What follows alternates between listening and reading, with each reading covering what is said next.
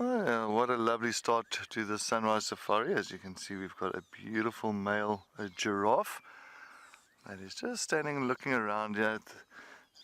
Isn't he stunning? In this beautiful golden light that's coming through. There's a second one just behind the quarry bush, but it is going to be a beautiful warm day here at Djuma in the Sabi Sand, South Africa. Good morning, everybody. My name is Cedric, and behind the camera with me on Rusty, we've got the one and only, the man with a plan. Behind the cam, it is BK. Yes. Well, let's take a look at these beautiful giraffe. Oh, slowly moving towards the drainage line. But it's always lovely to see them around you. So elegant, they're so graceful when they're walking through the thickets. But don't go behind the guarri bush now. But at least there is a second one here. So it's two boys, two males. And you can see very tall.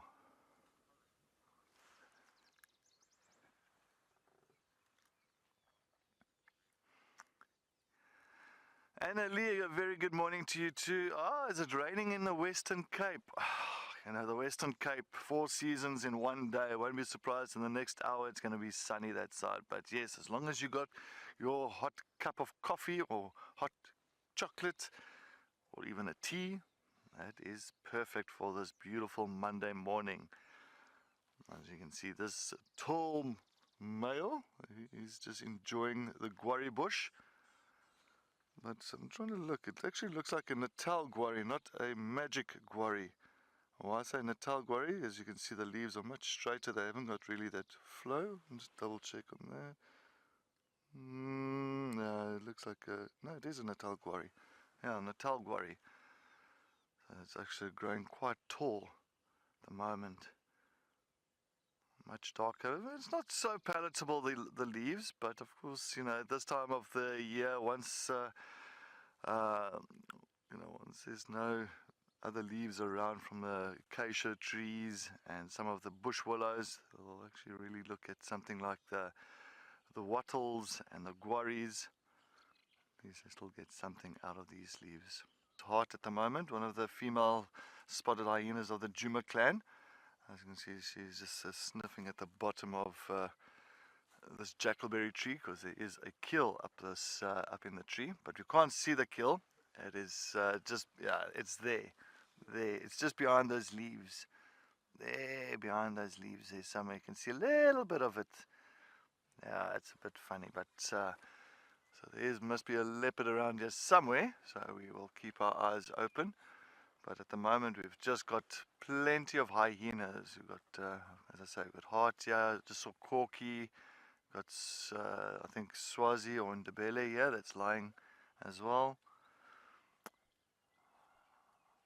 So, but we will hang back a little bit here and see if we're going to get lucky with other members around here. But clearly very patient, as you know, spotted hyenas.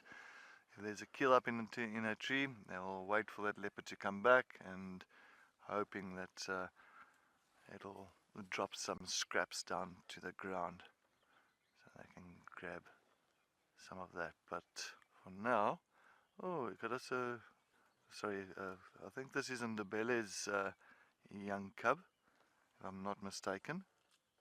Just trying to take a look here. Looks, you can see licking maybe some of the blood from the trunk. Looks like wants to even chew the chew the bark off. And we've got another who's coming up here now. Looks like Mbilu as well. Welcome to the life of an African green pigeon. These birds are so cool. They're only found on the far eastern coast of South Africa, down to the southern coastline as well in the Eastern Cape province. But this is probably our rarest pigeon species down here, and definitely the one that we get most excited to see. You can just see a little bit of green showing through the foliage. We're hoping it's going to move. It's been quite active, and it was out on a branch, and then it hopped behind those branches looking for little fruits. But we're hoping it's going to keep hopping so that you can see it a little bit better. But this bird is absolutely gorgeous. Called a green pigeon because it's green. Majority of the body is green, but if we get lucky, we might see the bright yellow on its legs. You can see a little bit of a lemony undertone down towards its tail. Now it's also got a little bit of red on the beak, red feet, but an absolutely gorgeous, gorgeous bird. And my favorite, a little spot of purple on the wing. Just one patch on each side. Please come out, African green pigeon. This is a spectacular bird for your list. Yes. Have a move. Come on, you know you want to spot the next branch and come out into the open. A spectacular bird on the bird list.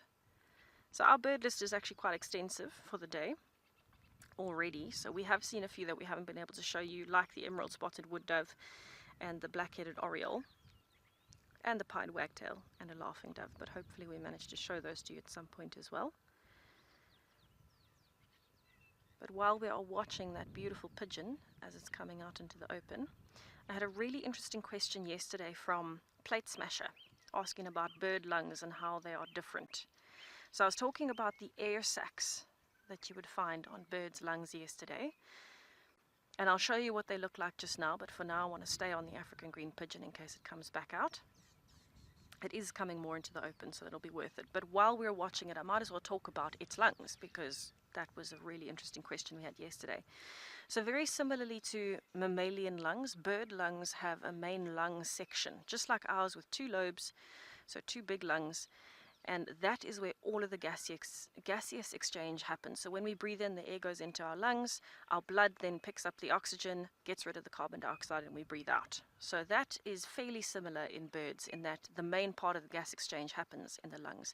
But what is different is that this pigeon has extra air sacs spread all over surrounding the lungs. So there's actually going to be quite a few different structures. So we're quickly going to show you a diagram that I drew up for you, just to show you the structures I'm talking about before I go into the big explanation of where is where. So that's human lungs at the bottom, the two lungs, very poorly drawn bronchioles, but those extend all the way through with blood vessels.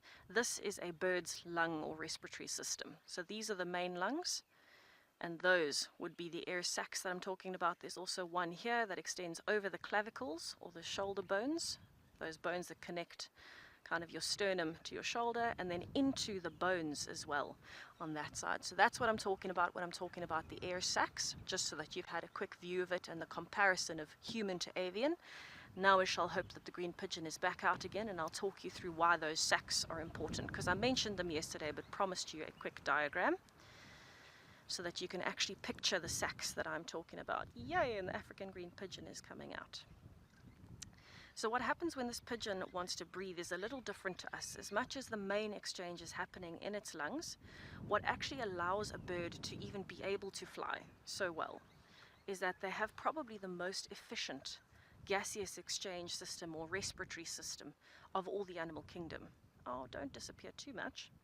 So what happens is every time a bird breathes in, that air that it has breathed in actually stays in the system for 2 full breathing cycles. So breathe in, breathe out, breathe in, breathe out. The second breathe out is actually when that first set of air is completely breathed out. So what happens is birds, through that process of using the air sacs, can keep the pressure and the flow of oxygen in their lungs at a constant level and in one direction. So it's constantly flowing through the lungs, which means that there is no negative space, there's no static space, what we call static space. So if you do this exercise with me, breathe in really deeply, and then breathe out. Now there's hardly any air in your lungs, there's static space, there's space in your lungs that is not filled with air.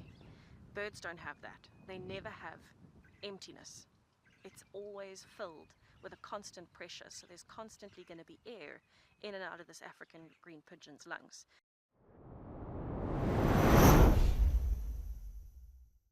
So we've stopped to point out a cactus, and indeed it is a cactus, and this is a cactus known as the prickly pear, also known as Opuntia, Opuntia ficus indica, a nice scientific name. Is a plant that is actually native to Mexico, and the reason why it's called a prickly pear is on the end of those leaf stems that you see from time to time, you'll get these beautiful orange pear-like fruits that pop out that have got very small little hairs on them, and they are edible. If you can navigate past the hairs, they are very tasty and they are very, very good. The fruit and the stems have been commonly used and eaten, very well used in Mexico. I reckon they might even make tequila out of them in Mexico. I'm not sure, but they've been well known for their medicinal properties over the years. How the prickly pear got to South Africa, I'm not 100% certain, but it is a problem in certain areas. It is an invasive plant, but elephants eat it like candy. Now, it's a succulent that we find down here. There's lots of succulents in the Eastern Cape, so the elephants have learned to eat succulents down here.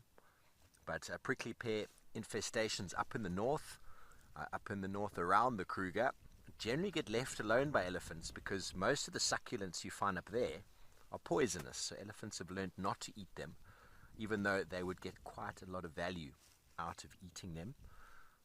Some scientific medicinal properties include reduction of blood sugar and cholesterol levels, which is quite helpful, and lots of skin benefit properties.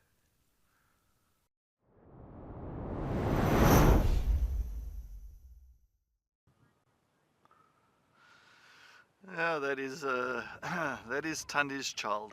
You can just see that. We even got a Karula. If you actually look at Karula, her grandmother, and actually take a screenshot of Karula and take a screenshot of Kuchava and put it together, it's very, very close. I think they've got almost a identical kind of look to them. Well, she's now thinking, okay, maybe I must come down. Maybe I'm going to look for some shady areas here on the ground. So what she's doing now, she's just sussing it out now. Is there a nice shady spot there? No. No, no, I don't see any shade there. Maybe a little bit there.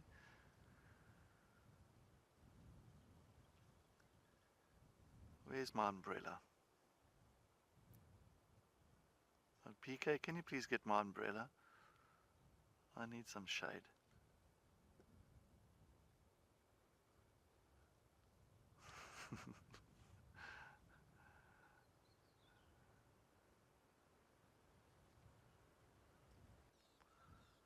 Oh, she's going to come down. I think she's worked out where she wants to go and lie. Maybe she's going to do a leap here. Ready? Maybe she's going to jump. Oh, there we go. She's decided to go behind a branch. Alright, I'm just going to see first what she's going to make. Let me go a bit forward, Jabika. I think that's going to be better. Okay, I'm going to go a little bit forward. And okay, a little bit, just going to go over this bump. There you go. There we go.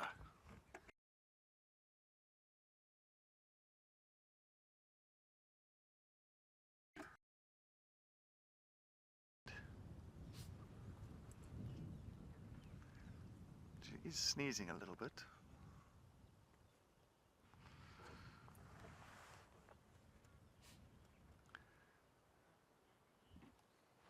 Annalie, thank you for joining us on our sunrise safari. Yes, it has been a wonderful, wonderful morning.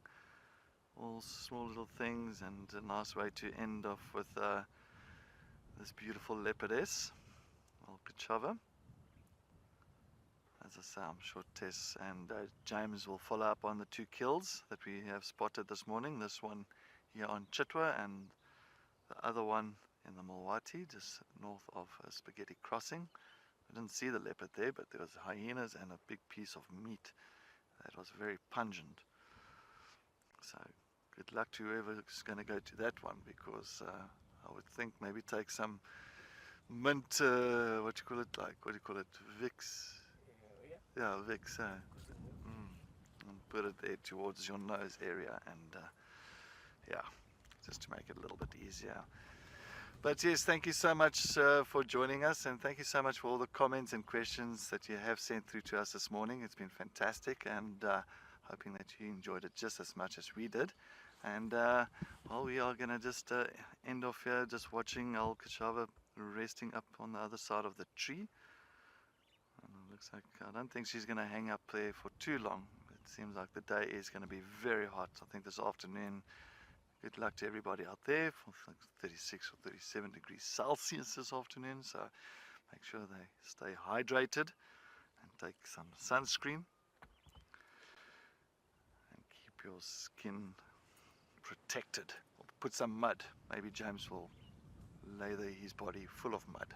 From Kuchava, from BK and myself and the rest of the Wilder team, thank you so much. Have a wonderful day.